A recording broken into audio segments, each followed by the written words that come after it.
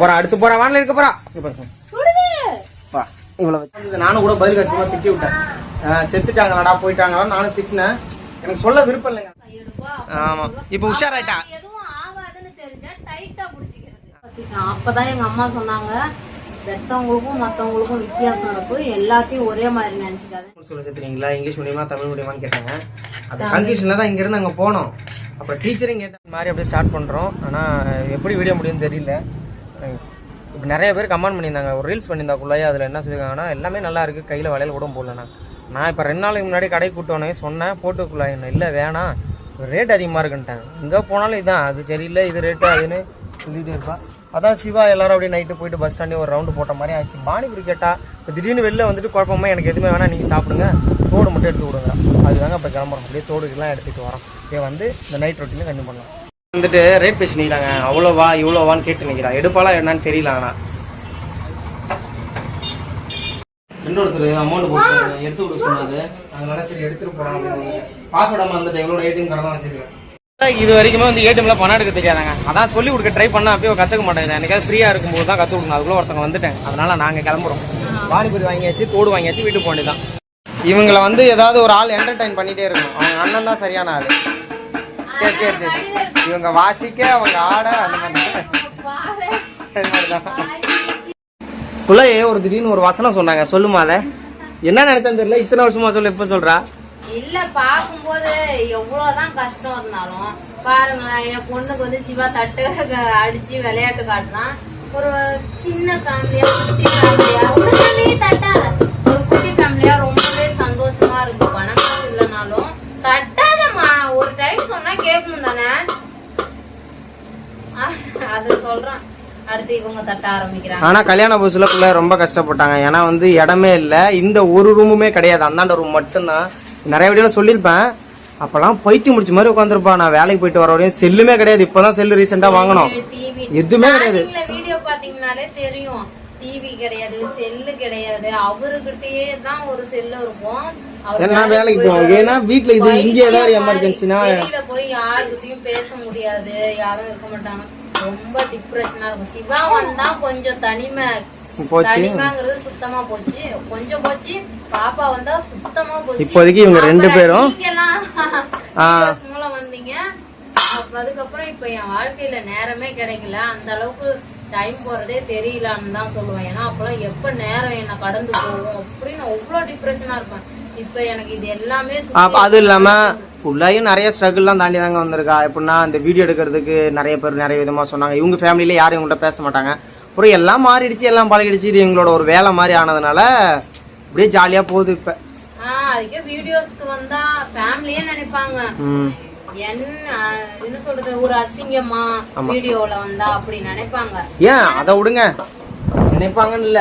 இப்போ ரீசெண்டா கூட இவங்க ஃபேமிலி மெம்பர் என்ன வீடியோல வரும்போது ஒரு மாதிரி இது பண்ணிட்டாங்க. அது ரொம்ப மனசு கஷ்டமாயிட்டா. அன்னைக்குள்ள நான் வீடியோ எடுக்கிறதே விட்டுட்டேன்.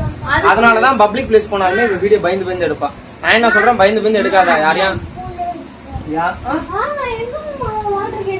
இப்ப நல்லா பேசிக்கும் போது ஒரு ஷாக்கு கொடுப்பாங்க. வாட்டர் பாட்டில ஸ்கூல்ல வச்சுட்டா வேலை முடிஞ்சு அது எங்க கிடைக்க போகுது.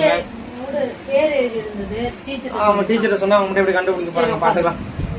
அது மாதிரி பேசினாங்க. எவ்வளவு விஷயத்த கடந்து வந்து இன்னைக்கு இவ்வளவு பேர் நீங்க சப்போர்ட் பண்றீங்க சொல்லிட்டாங்க. நாங்க அப்பவே எடுத்த முடிவுதான், யாருக்கிட்டையும் எக்காரணத்தை கொண்டு அவங்களோட அனுமதி இல்லாம நம்ம வீடியோஸே எடுக்க கூடாது அப்படிங்கறத. அதாவது எங்க ஃபேமிலியை நான் சொல்றேன். அன்னைக்குமே நாங்க எடுக்கல. இருந்தாலும் அந்த வார்த்தை வந்தோடனே ஒரு மாதிரி மைண்ட் அப்செட் ஆயிடுச்சு. அது அப்புறமே ரொம்ப எங்க அம்மா வந்து என்ன என்னமோ கேட்டாங்க, என்ன பிரச்சனை உனக்கு, ஏன் சும்மா கத்திட்டு. எங்க அம்மா செம்ம அவங்க சொன்ன இது வந்து எனக்கு ரொம்ப மைண்ட் அப்செட் ஆயிடுச்சு. தட்ட வயசு மீனா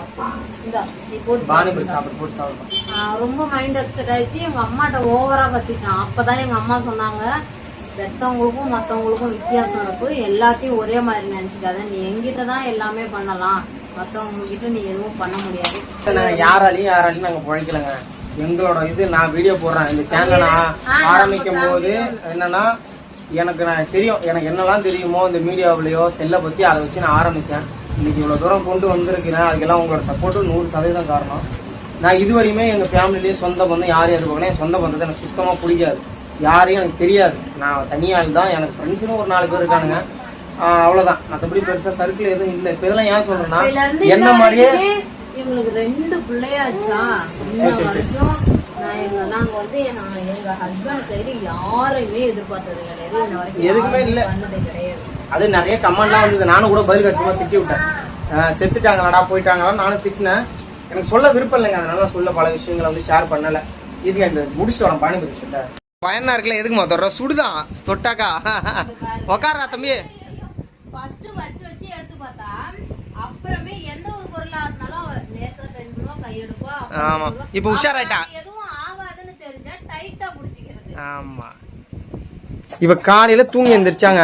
என்ன டாக்டர் நினைச்சுக்கிட்டு என்கிட்ட என்ன சொல்லிட்டு இருக்கானா, இடுப்பு வலிக்குதான், வாடி ஜிஹெச் போனாலும் வரமாட்டேன். சரிவா எங்கேயாவது பக்கத்துல இருக்கிற ஹாஸ்பிட்டலுக்கு போகலாம், அங்கே போய் பார்க்கலாம்னாலும் வரமாட்டேங்கிறா. டெய்லி இடுப்பு வலியோட நான் வேலை செய்யலாம் அப்படிங்கிறா. உன்னை எவன் செய்ய சொன்னான்? என்ன அப்புறம் என்ன பண்றது?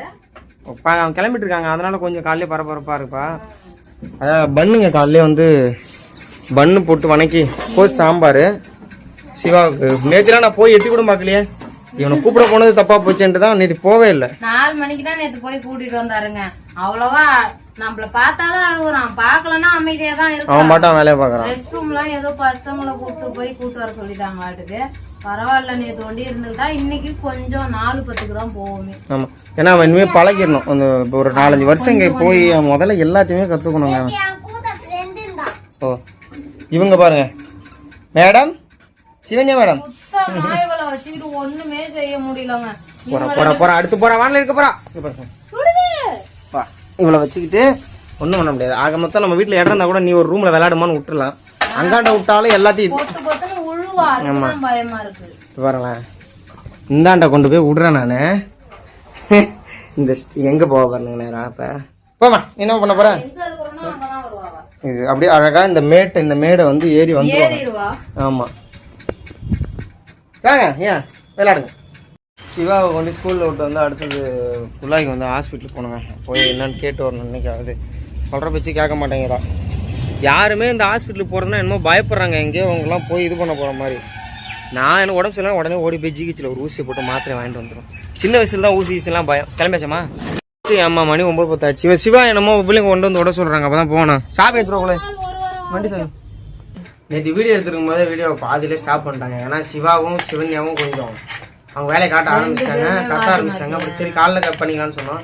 அவனை கொண்டு போய் ஸ்கூல்லாம் விட்டு வந்துடுங்க. அப்புறம் நிறைய பேர் என்ன கேட்டிருந்தாங்கன்னா, உங்கள் பையனை வந்து கவர்மெண்ட் ஸ்கூலில் சேர்த்துறீங்களா, இங்கிலீஷ் மீடியமா தமிழ் மீடியமான்னு கேட்டாங்க. அது கன்ஃபியூஷனில் தான் இங்கேருந்து அங்கே போனோம். அப்புறம் டீச்சரையும் கேட்டேன். அவங்க நான் உங்களுக்கு சொல்ல மாட்டேன், உங்களுக்கு என்ன தோணுதோ அதை நான் பண்ணி தரேன் அப்படின்னு சொல்லிட்டாங்க. அதான் அந்த 7.5 என்னமோன்னு சொன்னாங்க. அது கட்டாயிடுமா காலேஜ்லாம் போகிற டைமில். இப்படியே பையன் படிச்சுட்டு போனான்னா கவர்மெண்ட் எல்லாம் கிடைக்காம போய்டும். நம்ம ஒன்றும் பணக்காரில் எதுவும் வேணாம் பார்த்துலாம் போட்டுருக்கு. ஏன் முடியாமல் தான் ஸ்கூலில் மாற்றிருக்கோம். அதனால தமிழ் மீடியமாக போட்டுட்டாங்க. போயிட்டு நேற்று மேடம் நீங்கள் எல்லாம் சொன்னதுக்கு அப்புறம் போய் அந்த வளையல்கள் எல்லாம் மாற்றிட்டு வந்து உட்காந்துருக்கிறாங்க. என்ன பண்ண போறாங்க? தமிழ் மீடியத்துக்கு தான் எல்லா சலுகையும்னாங்க. அதுவும் இல்லாம தனி கிளாஸ் கிடையாதான் இங்கிலீஷ் மீடியத்துக்கு. ஒரே மாதிரி தான் நடக்கும். எல்லாத்தையும் உட்கார வச்சு ஒன்னாதான் இது எடுப்பாங்களாம். அதுக்குதான் நான் என்ன சொன்னேன், அப்ப ஒரே கிளாஸ்ல உட்காந்துக்கும் போது அவனுக்கும் சேர்த்துதான் எடுப்பாங்களாம். இப்ப எப்படின்னா கிளாஸ் வரைய தனித்தனியா பிரிச்சு எடுக்காம 2 பேருமே தமிழ்லயும் எடுப்பாங்களா இங்கிலீஷ்லயும் எடுப்பாங்க. இங்கிலீஷ் மீடியம் போட்டு தமிழ் வழி கல்வியிலே போலாம். நானும் தமிழ் மீடியம் தான் படிச்சேன். ஆனா இப்பெல்லாம் இங்கிலீஷ் ரொம்ப முக்கியமா தான் இருக்கு. என்ன பண்ண முடியும்? எனக்கே ரொம்ப சிரமமா இருக்கு. அப்படி இல்ல, எனக்கே சிரமமா இருக்குங்க. ஒரு சில நேரம் வீடியோஸ் ஏதாவது நான் பண்ணணும்னா எனக்கே சிரமமாயிடுது. என்ன பண்றது, எப்படி நம்ம படிக்கிறது, அதுக்கு டிரான்ஸ்லேட் பண்ணிட்டு. ஆனா இருந்தாலுமே இதே பண்ணிட்டு போலாம். நான் தமிழ் மீடியம் தாங்க படிச்சேன். எனக்கு ஆனா பெருசா ஒன்றும் வருத்தம்லாம் இல்லை. ஏதோ அவன் வாழ்க்கையை அவன் புரிஞ்ச அளவுக்கு படிச்சான். ஆனா எனக்கு என்னமோ இன்னும் கொஞ்ச நாள்ல நான் இந்தியா ஃபுல்லா இங்கிலீஷ் ஆக்கிடுவாங்களோன்னு பயமா இருக்கு. தமிழ் மொழி அழிஞ்சிருமே. இங்க தமிழே கிடையாது, இங்கிலீஷ் ஹிந்தி இந்த மாதிரி தான் இருக்கு. தமிழே கிடையாது. இன்னும் கொஞ்சம் வருஷத்துல அப்படி ஆயிருமோ? அப்பெல்லாம் கண்டிப்பா சமஸ்கிருதம் ஒரு மொழி இருந்தது. இப்பவே நம்ம கிட்ட ஒருத்தவங்க பேசுறாங்க, ஏதாவது கேக்குறாங்கன்னா நானே இங்கிலீஷ்ல பேசுவேன் பாருங்களேன். நல்லா பேசியிருப்பேன், என் வாய் தவிர இங்கிலீஷ் வந்துடும். வரும், எப்படியாவது வரும். சும்மா சொல்றேன்ல, டெய்லி லைஃப், தின வாழ்க்கை, நம்மளே அறியாம இங்கிலீஷுக்கு வந்து ஃபுல்லா இதாயிட்டோம். அதுக்காக தமிழ் மொழியை நான் இதா சொல்லல, இப்படி பழகிட்டோம். எனக்கு ஆனா ரொம்ப பிடிக்கும். நாங்கள் அதை பற்றிலாம் யோசிக்கலைங்க. அப்படியே போயிட்டு இருக்குது போகிற போக்கில். சிவாவை இன்னைக்கு நான் போய் நேற்றே வந்து மனசு கொஞ்சம் சரியில்லை, எங்கடா விட்டு வந்தவே மதியம் போய் சாப்பாடு கொடுக்கலாம்னு நினச்சேன். ஆனால் நான் போகாதனால யாரோ ஒரு பையன் கழுவி விட்டான், நான் பெரிய பையன் கையெல்லாம் கழுவி விட்டு சாப்பாடுலாம் இது பண்ணி விட்டேன். இன்றைக்கே நான் சொல்லிட்டு வந்துட்டேன் நான் வரமாட்டேன். ஏன்னா அவன் தனியாக இருந்தால் தான் அவன் நிறையா பழகிக்குவான். அப்புறம் நான் போட்டிருந்த வீடியோவில் யாரும் என்ன தப்பாக நினச்சிக்காதீங்க, நான் அந்த மாதிரி நிறைய பேர் கஷ்டத்தை புரிஞ்சுக்கலன்னு போட்டிருந்தேன். அதுக்கு என்னன்னு கேட்டிங்கன்னா, எங்களை மாதிரி இல்லாதவங்களாம் என்ன பண்ணுறாங்க, ஊருக்காகவும் வேறு யாராவது அதை நினச்சிப்பாங்க நம்ம புள்ள தான் நல்லா படிக்கும் நம்பி கொண்டு ப்ரைவேட்டில் சேர்த்துட்டு கடன் லோன் அது இதுன்னு வாங்கி லோனை கட்ட முடியாமல் அவசரப்படுது. ஆனால் ஸ்கூல் ஃபீஸை கரெக்டாக கட்டிட்டு தான் இருக்காங்க. கடைசியில் அவனை வீட்டில் வந்து கூப்பிட்டு கேட்டால் எழுத்து கூட்டி ஒரு 4 வார்த்தை படிக்க தெரியல. இங்கிலீஷ் மீடியம் தான் படிக்கிறான். 3வது நாளாக படிக்கிற பசங்க சொல்கிறேன் நாங்கள் பார்க்குறேன். ஆனால் தமிழ் மீடியத்தில் படிக்கிற பையன் இங்கிலீஷையும் படிக்கிறான், தமிழையும் படிக்கிறான். அப்போ தான் முடிவு பண்ணேன், நம்மளால நம்ம சக்திக்கு என்ன முடியுமோ அதை பண்ணோன்னா வாழ்க்கை நிம்மதியாக இருக்குங்கிறதாங்க உண்மை. நான் அதை புரிஞ்சுக்கிட்டேன்லாவே. புரிஞ்சதுக்கப்புறம் கொஞ்சம் இனிமேல் இவங்க இன்னும் ஒரு இதில் தான் இருக்காங்க, மன வருத்தத்தில் லைட்டாக இருக்காங்க போல. மன வருத்தம்லாம் எதுவும் இல்லைங்க, அவ்வளோதாங்க. அப்படியே நம்ம நெக்ஸ்ட் விளாக்லாம் மீட் பண்ணலாம். பாய்ங்க.